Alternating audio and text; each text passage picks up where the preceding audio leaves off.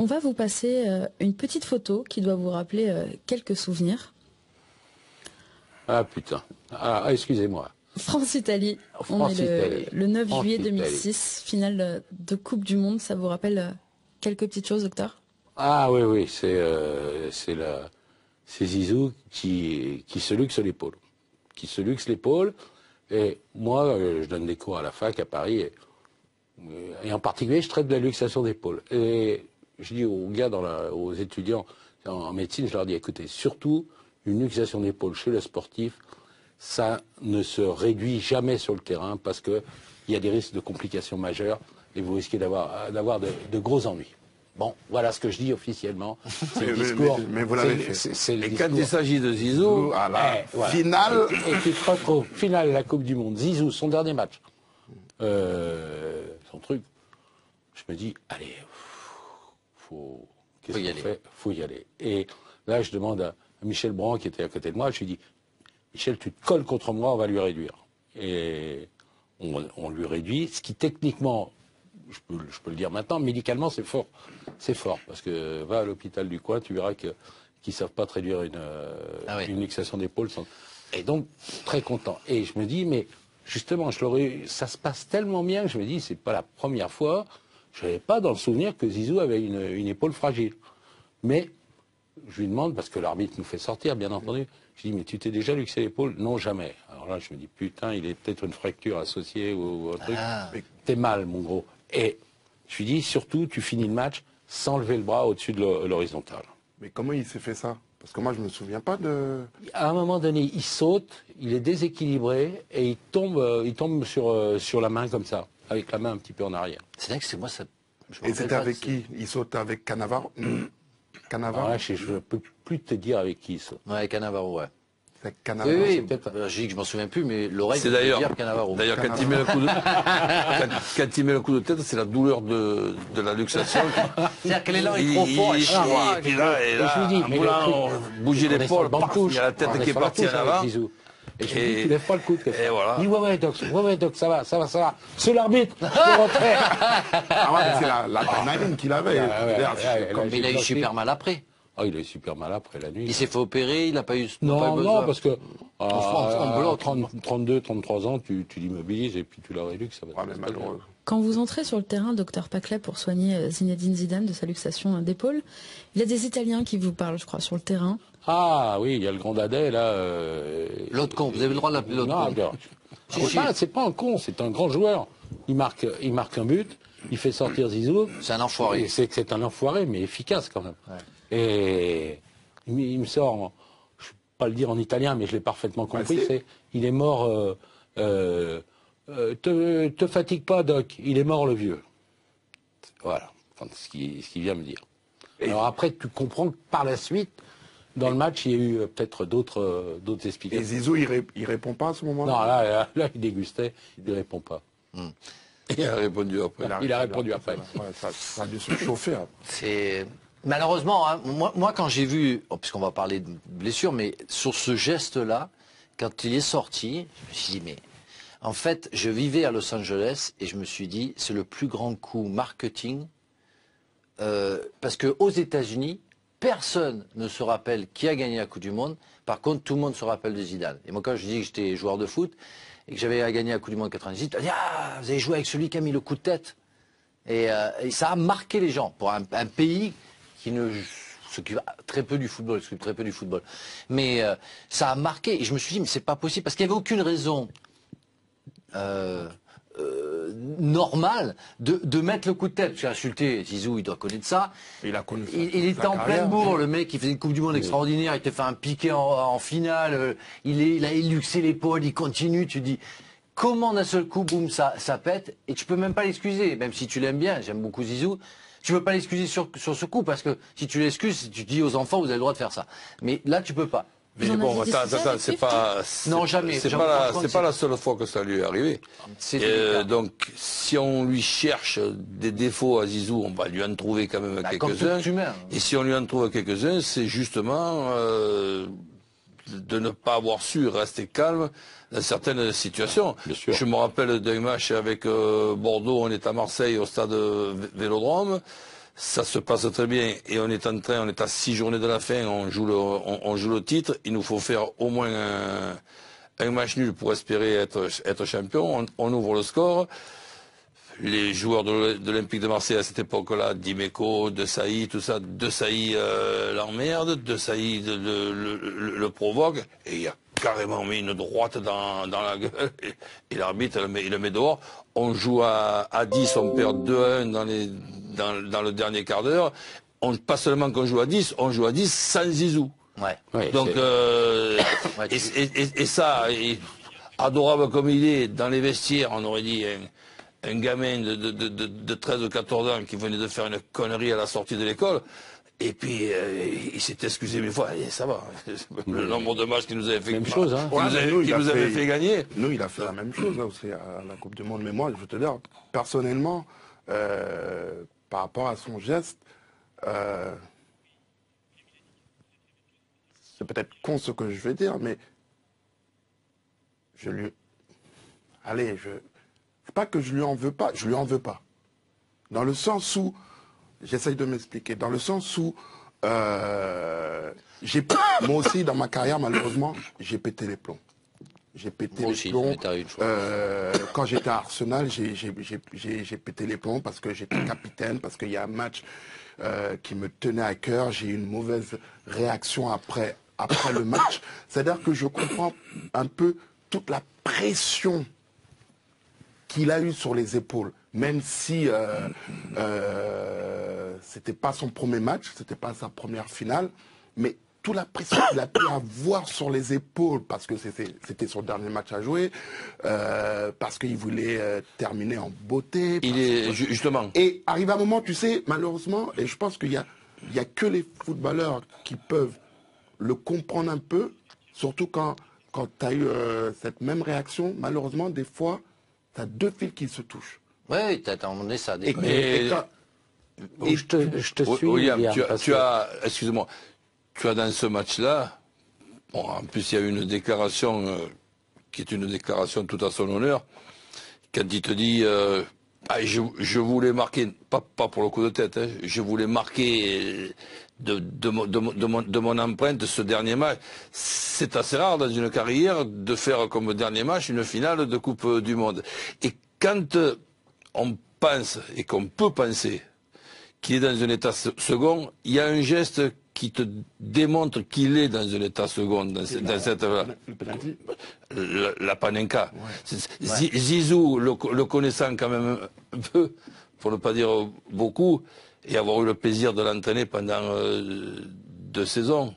Ouais, puisque bon, il reste ce... On rappelle que Zizou, le prénom, c'est... Ben ouais, c'est bon, tout simplement parce que je trouve que c'est un surnom qui a plus d'affection que de dire Zinedine toute la matinée, toi. Plus ça s'appelle Yazid. Ouais, mais non, mais c'était... Il y a certains joueurs qui l'appelaient Yazid. Bref, quand tu le vois et que tu le connais, c'est pas un Zizou normal qui met une panenka à un gardien qui, en plus de ça, qui s'appelle Buffon. Avec qui il le connaît très bien. Voilà, donc si tu veux, là ça te démontre. C'est un signe annonciateur déjà de ce qui a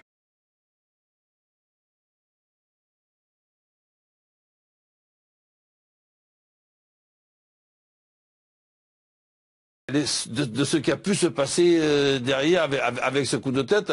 Et pour dire la vérité, je me rappelais même pas de cette histoire de on s'était bien planqué, personne ne l'a vu. Ouais. Mais vraiment personne ne l'a vu.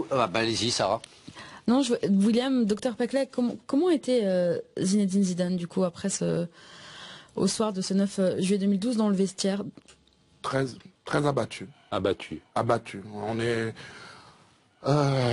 après le match, on rentre dans le vestiaire et là il y avait Zizou qui était assis tout seul et il était complètement abattu et il a eu beaucoup d'humilité pour s'excuser. Et c'est là où il l'a fait dans le vestiaire. Il l'a fait dans le vestiaire et c'est là où j'ai vu que pour moi c'était un grand homme. Et c'est là où tu l'as allumé. Comment? Tu sais l'a engueulé. Ah, ça, je me rappelle plus. Lilian. Qui ça? Ouais, Lilian. Mais c'était logique. Mais pour dire que je pense qu'il a vraiment pété les plombs parce que c'est arrivé. Moi, compte tenu de l'histoire de l'épaule, je regardais plus le match. Hein. Je suivais mon Zizou pour surveiller qu'il n'y ait pas d'autres. Tu vois, toi, tu pouvais crever, il n'avait rien à foutre. Ah oui. C'était tout pour Zidane. J'étais un guerrier. Et à un moment donné, il met un ballon sur la tête de Willy Sagnol, qui est au point de pénalty tout seul. Non, c'est Willy qui lui met le ballon. Et il fait une tête. Et la tête, ouais. Et Buffon la sort. Ouais, elle était magnifique. Et là je le vois. Il était en transe. Il était fou furieux, quoi. Et c'est là où il remonte et il va, je sais pas. Ah, c'est sur la même action? C'est quasiment dans la continuité. Et je te suis. William, excuse-moi, tu as dans ce match-là, bon, en plus il y a une déclaration qui est une déclaration tout à son honneur, quand il te dit je voulais marquer, pas pour le coup de tête, hein, je voulais marquer de mon empreinte ce dernier match. C'est assez rare dans une carrière de faire comme dernier match une finale de Coupe du Monde. Et quand on pense et qu'on peut penser qu'il est dans un état second, il y a un geste qui te démontre qu'il est dans un état second, dans cette la panenka. Ouais. Zizou, le connaissant quand même un peu, pour ne pas dire beaucoup, et avoir eu le plaisir de l'entraîner pendant 2 saisons.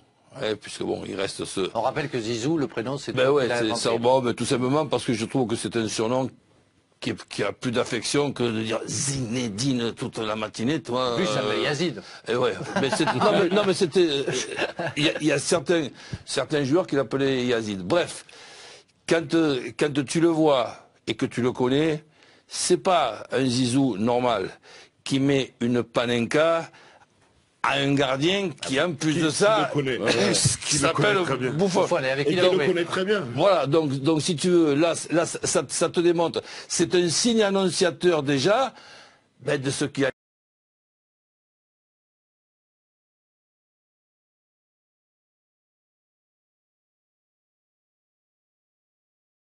De ce qui a pu se passer derrière avec ce coup de tête.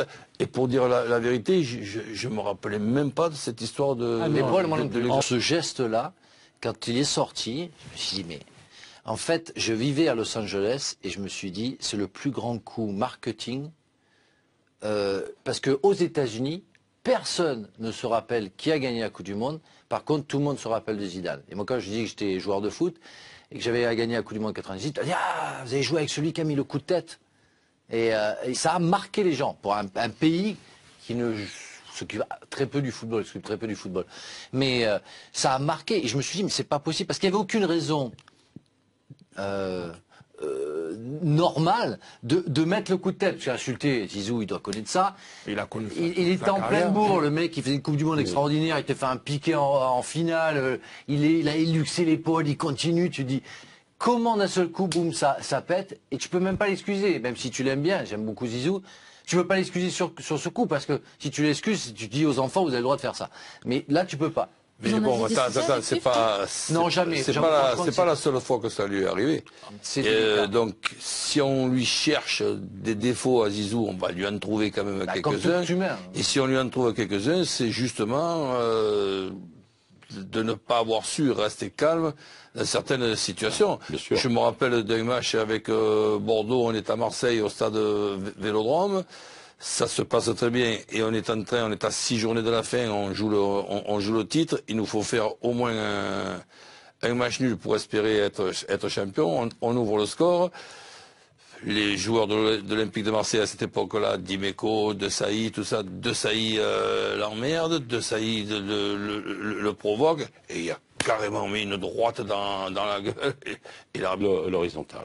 Mais comment il s'est fait ça? Parce que moi, je me souviens pas de... À un moment donné, il saute, il est déséquilibré, et il tombe sur la main comme ça, avec la main un petit peu en arrière. C'est vrai que c'est moi, ça... Et c'était avec qui? Il saute avec Cannavaro?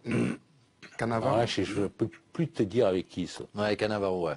C'est Cannavaro. Oui, j'ai dit que je m'en souviens plus, mais l'oreille, c'est d'ailleurs Cannavaro. D'ailleurs, quand il met le coup de, quand il met le coup de tête, c'est la douleur de la luxation. C'est-à-dire que l'élan est trop fort. Et puis là, en voulant bouger l'épaule, il y a la tête qui est partie en avant. Et je me dis, tu lèves pas le coude. Et voilà. Il dit, ouais, Doc, ça va. C'est l'arbitre, je peux rentrer. Ah ouais, c'est l'adrénaline qu'il avait. Mais il a eu super mal après.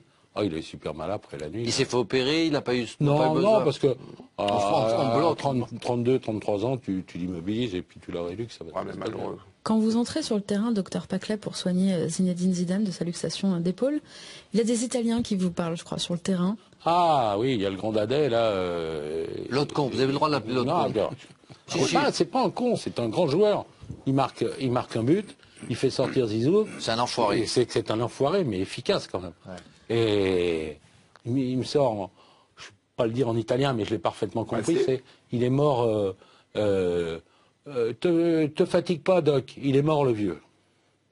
Voilà, enfin, ce qu'il vient me dire. Alors après, tu comprends que par la suite, dans le match, il y a eu peut-être d'autres explications. Et Zizou, il répond pas à ce moment-là? Non, là, il dégustait, il ne répond pas.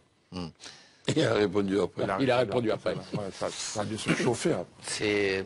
Malheureusement, hein, moi quand j'ai vu, puisqu'on va parler de blessures, mais sur ce... Il le met dehors, on joue à 10, on perd 2-1 dans le dernier quart d'heure. Pas seulement qu'on joue à 10, on joue à 10 sans Zizou. Ouais. Donc, et ça, adorable comme il est, dans les vestiaires, on aurait dit un gamin de 13 ou 14 ans qui venait de faire une connerie à la sortie de l'école. Et puis, il s'est excusé mille fois, et ça va. Le nombre de matchs qu'il nous avait fait, même chose, hein. Qui nous avait fait gagner. Nous, il a fait la même chose là, aussi à la Coupe du Monde. Mais moi, je veux te dire, personnellement, par rapport à son geste, c'est peut-être con ce que je vais dire, mais je lui... Allez, c'est pas que je lui en veux pas, je lui en veux pas. Dans le sens où... J'essaye de m'expliquer. Dans le sens où... moi aussi, dans ma carrière, malheureusement, j'ai pété les plombs. J'ai pété les plombs. Quand j'étais à Arsenal, j'ai pété les plombs parce que j'étais capitaine, parce qu'il y a un match qui me tenait à cœur. J'ai eu une mauvaise réaction après le match. C'est-à-dire que je comprends un peu toute la pression qu'il a eue sur les épaules, même si c'était pas son premier match, c'était pas sa première finale, mais toute la pression qu'il a pu avoir sur les épaules, parce que c'était son dernier match à jouer, parce qu'il voulait terminer en beauté. Justement. Et arrive un moment, tu sais, malheureusement, et je pense qu'il y a que les footballeurs qui peuvent le comprendre un peu, surtout quand tu as eu cette même réaction, malheureusement, des fois, tu as deux fils qui se touchent. Oui, tu as emmené ça. On va vous passer une petite photo qui doit vous rappeler quelques souvenirs. Ah putain, excusez-moi. France-Italie, on est le 9 juillet 2006, finale de Coupe du Monde, ça vous rappelle quelques petites choses, docteur? Ah oui, c'est